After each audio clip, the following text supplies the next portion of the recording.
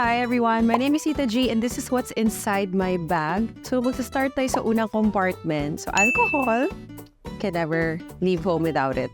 Meron akong beep card as a commuter ng Pilipinas. Sa side pocket din. Inhaler. Now we go to the front compartment. So meron akong hair clip, mask, suklay.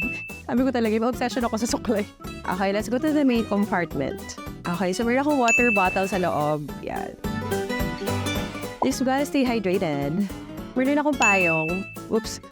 Parang magic show. Payong. Of course, toiletry kit where all of the magic happens. So, nandyan lahat na aking mga gamot at aking mga wet tissue at mga tissue. Meron din ako eco bag. Kasi paano kung meron akong binili mamaya? Diba? Dito ko ilalagay. Meron din ako isa pang pouch. Dito lahat ng mga kable ko. Extra cash din ako dito just in case of emergency. Lip balm. Ano pa? At dahil special day today, meron din ako extra set of clothes.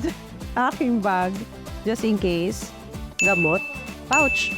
I think yun lang. So, pretty much standard tita bag.